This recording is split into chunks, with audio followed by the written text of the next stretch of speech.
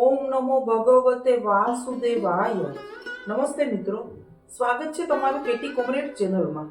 પુષ્ટિ ભક્તોની વાર્તામાં આપણે આજે જોઈશું ગુસાઈજીની પરમ સેવક એક ભોળી વહુ જે સ્વભાવે ખૂબ જ નિખાલસ હતી તેની ઉપર કરેલી ઠાકોરજીની કૃપા જોઈએ.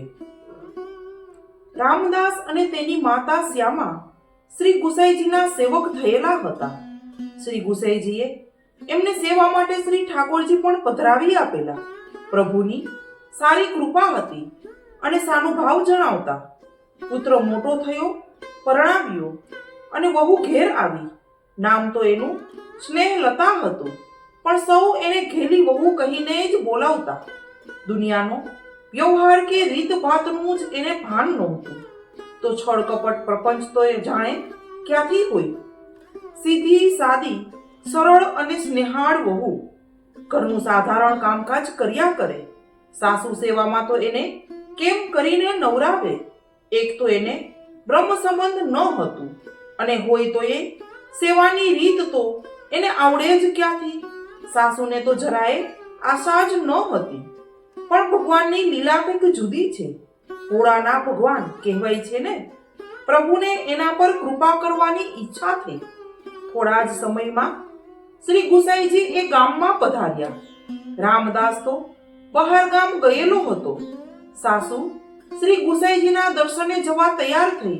ઘરમાં કામ બાકી પડેલું હતું એટલે જતા જતા વહુને કહેતા ગયા, ઓ ઘેલી વહુ, ઘરની ખબર રાખજે.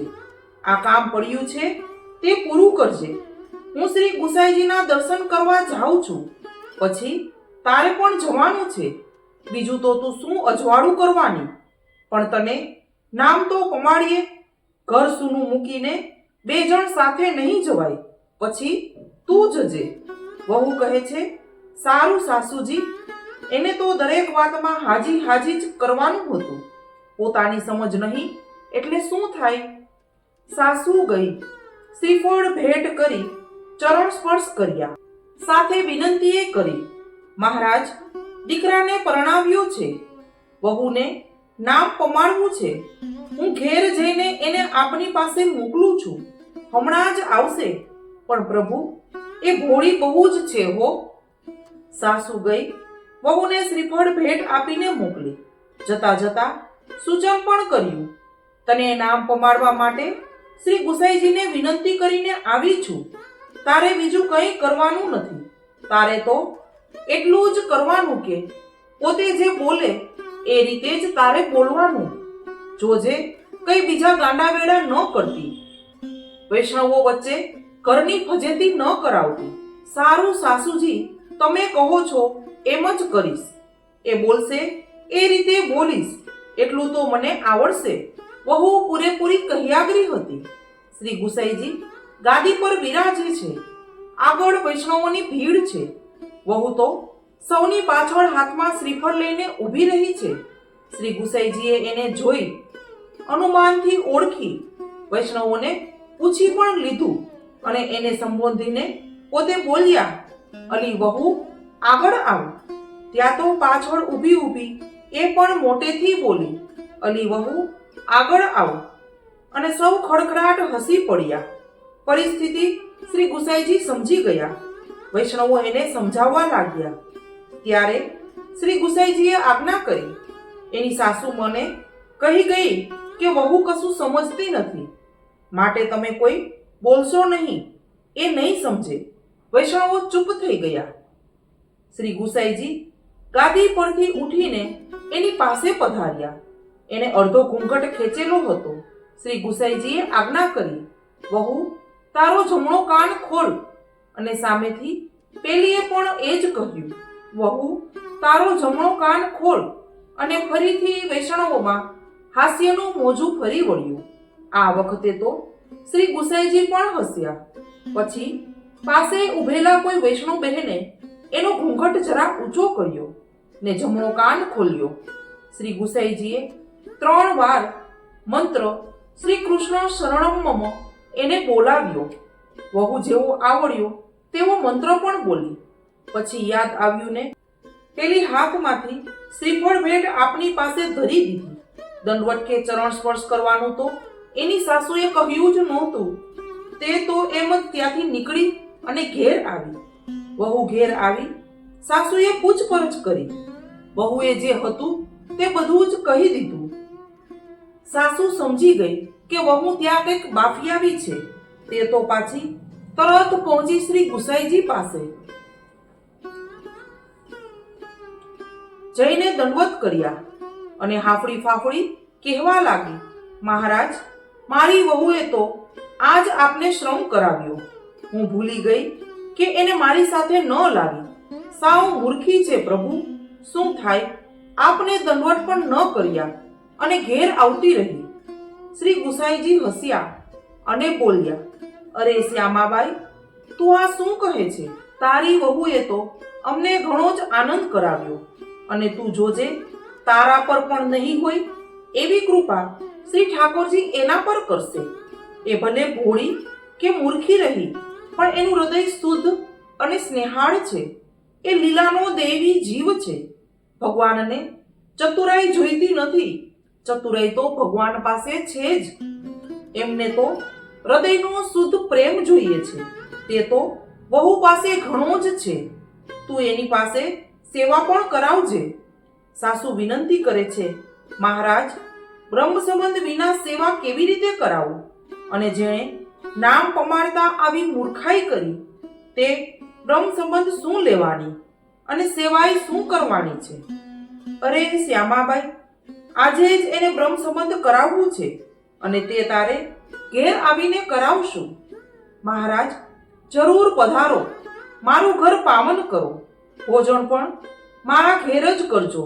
અને પ્રભુ, મારી વહુએ કાલે વ્રત કર્યું નથી, તો આજે બ્રહ્મ સંબંધ કેવી રીતે કરીને થશે? શ્રી ગુસાઈજી આજ્ઞા કરે છે, જેના મનમાં સંસાર અને પ્રપંચ છે તેને વ્રતની જરૂર હોય છે. તારી વહુ તો સદૈવ શુદ્ધ છે. એને આજે જ બ્રહ્મ સંબંધ કરાવીશું. શ્રી ગુસાઈજી એને ઘેર પધાર્યા. સાસુ વહુના હર્ષનો પાર નથી. રસોઈની ઉપરની તૈયારી બંનેએ મળીને કરી દીધી. કોરા પાત્રોમાં જળ ભરી દીધું. શ્રી ગુસાઈજીએ રસોઈ સિદ્ધ કરી. પ્રભુ સન્મુખ વહુને બ્રહ્મ સંબંધ કરાવ્યું. પછી ભોગ ધર્યા, ભોજન કર્યું અને બંનેને અધરામૃત મહાપ્રસાદ આપ્યો. પછી શ્રી ગુસાઈજી મુકામે પધારવા લાગ્યા. જતા જતા આજ્ઞા કરી, જો શ્યામા, હવે તારી વહુ પૂરી વૈષ્ણવ થઈ છે. તું 4 દિવસ રોકાય ત્યારે તારે સેવા આની પાસે જ કરાવવાની. બહારથી કોઈને નહીં બોલાવવાનું. હા મહારાજ, આપ આજ્ઞા કરો છો તે પ્રમાણે જ કરીશ. પણ મને થાય છે કે આ ઘેલી સેવામાં શું સમજશે? પ્રભુને પરિશ્રમ આપશે ને અપરાધ પડશે તો?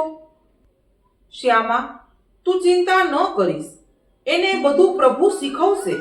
પ્રભુ સ્નેહીજનોના દોષોને તો ગણતા જ નથી, પરિશ્રમ માનતા નથી. આપણા પ્રભુ પરમ દયાળુ છે. શ્રી ગુસાઈજીએ મુકામે પધાર્યા. ત્યાંથી પછી બીજે ગામ પધાર્યા. અહીં શ્યામા રજસ્વલા થઈ. આજ્ઞા એટલે આજ્ઞા.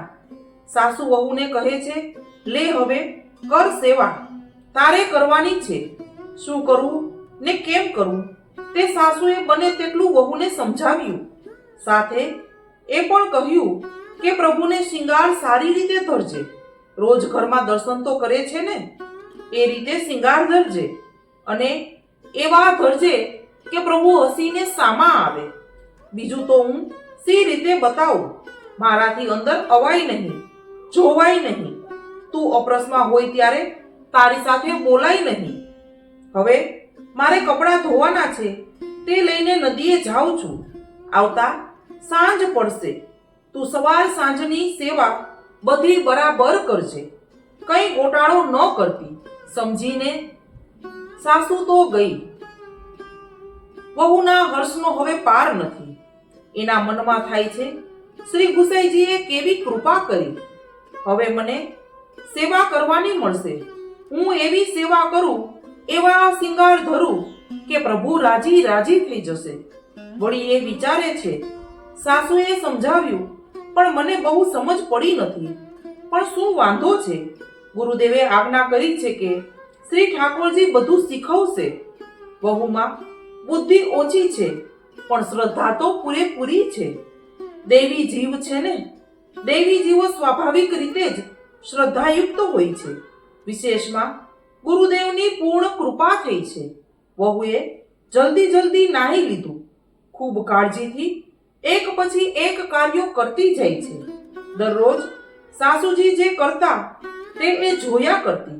મંગળ ભોગ સરાવ્યા. પ્રભુને સ્નાન કરાવીને શિંગાર ધરવા બેઠી. એને યાદ આવ્યું, પ્રથમ તો વાઘા વસ્ત્રો ધરવાના. વસ્ત્રની પોટલીઓ લઈને બેઠી. જે ઠીક લાગ્યો તે વાઘો ધર્યો. આજે કયો વાઘો ધરવાનો એ કહેવાનું સાસુ ભૂલી ગઈ હતી. પછી જે ઠીક લાગ્યા તે શિંગાર ધર્યા. પછી દર્પણ દેખાડે છે અને પ્રભુના શ્રીમુખ સામે જોયા કરે છે. પ્રભુ કઈ હસે છે ખરા? પણ ના, એને પ્રભુ હસતા દેખાયા નહીં. હસીને સામે આવવાની તો વાત જ શી? અને સાસુએ તો કહેલું કે પ્રભુ હસીને સામે આવે ત્યારે જ શિંગાર કર્યા કહેવાય. હવે શું થાય? બહુ ચિંતામાં પડી ગઈ. એને તો એ શિંગાર અને વાગા વડા કર્યા. પોટકીમાંથી લઈને એક પછી એક વાગા ધરતી ગઈ અને પ્રભુના મુખારવિંદ સામે જોતી ગઈ.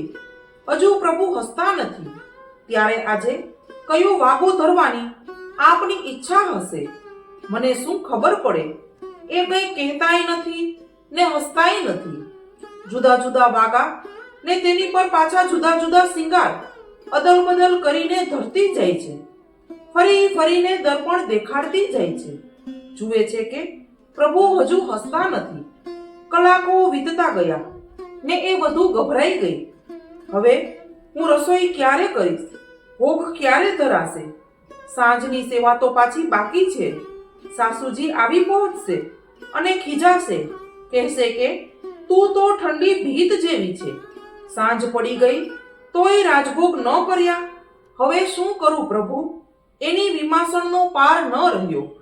પ્રભુ વિચારે છે, આ ઘેલી આજે મને હસ્યા બોલ્યા વિના છોડવાની નથી. શું કરવું?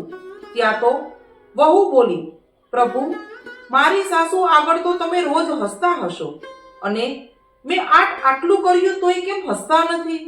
તમારે કેવા વાગા શિંગાર આજે ધરવા છે તે મને કહેતા પણ નથી. હવે મારી સાસુ આવશે, આવીને મને ખીજાશે તો હું મારા બાપને ઘેર જતી રહીશ. બધા તો મને ગાંડી ગણે જ છે, પણ તમે મને આવી ધારી. તમારી સાથે મારે 4 દિવસ આમ કેમ બનશે? હું તો પ્રભુ તમારાથી કંટાળી ગઈ હો. વહુના સ્નેહભર્યા આગ્રહ પાસે પ્રભુને નમતું મૂકવું પડ્યું. પોતે મનોહર હાસ્ય કરતા દર્શન આપ્યા અને બોલ્યા, ઓ ઘેલી, તું જે વાગા શિંગાર ધરે તેનાથી હું પ્રસન્ન જ થઈશ. તારું કરેલું બધું જ મને ગમશે. તું ગભરાઈશ નહીં ને પિયર પણ જઈશ નહીં. મારે તો તારા હાથની જ સેવા લેવી છે. હવે વહુના જીવમાં જીવ આવ્યો. મનમોહનનું મનોહર શ્રીમુખ નિરખતા એવો અપાર આનંદ થયો કે એનો થાક અને કંટાળો જતો રહ્યો. ઝટપટ રસોઈ કરી દીધી. રાજભોગ શયનભોગ ભેગા જ ધરી દીધા, કેમ કે સાંજ પડી ગઈ હતી. સાસુજીને આવવાનો વખત થઈ ગયો હતો. સાસુ આવ્યા. વહુએ તો ભોળા ભાવે જે બન્યું હતું તે બધું જ સાસુને કહી દીધું. એ પણ રાજી થઈ ગયા. બીજે દિવસે રામદાસ પણ ગામથી આવી ગયો. બંનેએ મળીને સેવા કરી. સાસુ નહીને સેવામાં આવી એટલે પુત્રને શ્રી ગુસાઈજીના દર્શને મોકલ્યો. ગુસાઈજી ત્યાંથી જે ગામ પધારેલા હતા તે ગામ નજીકમાં જ હતું. પુત્રને વહુની બધી વાતની ખબર પડી ગઈ હતી. શ્રી ગુસાઈજીએ રામદાસને ઘેલી વહુના સમાચાર પૂછ્યા. એને તે દિવસે બનેલી બધી જ વાત આપશ્રીને નિવેદન કરી. શ્રી ગુસાઈજી પણ એ સાંભળીને પ્રસન્ન થયા અને સંદેશો કહેવડાવ્યો, તારી બાને કહેજે કે સેવા શિંગાર દરરોજ વહુ પાસે જ કરાવે અને પોતે રસોઈ કરે. બીજી ટહેલ તારે કરવાની. શ્રી ઠાકોરજી વહુની સેવાથી અધિક પ્રસન્ન રહેશે. એ લીલાનો શુદ્ધ દૈવી જીવ છે. પુત્રે ઘેર આવીને સમાચાર કર્યા તે દિવસથી દરરોજ એ ભોળી વહુને સેવા સિંગારની અતરંગ સેવા મળી ગઈ. પ્રભુ સાથેની ઓઢ તો છૂટેલી જ હતી. પોતે નિત્ય પ્રતિ હસે, બોલે, ખેલે ને આનંદ આપે. એના ભાગ્યનો પાર ન હતો. જેનું ભગવાન વરણ વિચારે છે, કૃપા કરે છે, તેને શું બાકી રહે? ગમે તેવા અયોગ્ય જીવને પણ ત્યારે ફળ સિદ્ધ થાય છે. આવો છે શ્રી વલ્લભનો આ અનુગ્રહ માર્ગ. શ્રુતિ કહે છે, નાયમાત્મા પ્રવચનેન લભ્યઃ ન મેધયા ન બહુના શ્રુતેન યમે વેશઃ વૃણુતે તેન લભ્યઃ. પરમાત્મા પ્રવચનોથી, ઘણી બુદ્ધિથી કે ઘણા શ્રવણથી પ્રાપ્ત થતા નથી, પરંતુ જેનું વરણ વિચારી કૃપા કરે છે તેને જ પ્રાપ્ત થાય છે. તો વૈષ્ણવો, ઘેલી વહુ પર શ્રી ઠાકોરજીએ જે સાક્ષાત કૃપા કરી તેવી જ કૃપા આશા કરીએ કે આપણા સૌના પર થાય. શ્રી વલ્લભનો આ અનુગ્રહ માર્ગ તો આવા દૈવી જીવોથી ભરેલો છે. જો વિડીયો ગમ્યો હોય તો વિડીયોને લાઈક, શેર અને સબસ્ક્રાઇબ કરો. બાજુમાં આપેલા બેલ આઇકન પર ક્લિક કરો, જેથી કરીને તમને આવા ભગવદીઓની વાર્તાની નોટિફિકેશન મળતી રહે. જય શ્રી કૃષ્ણ.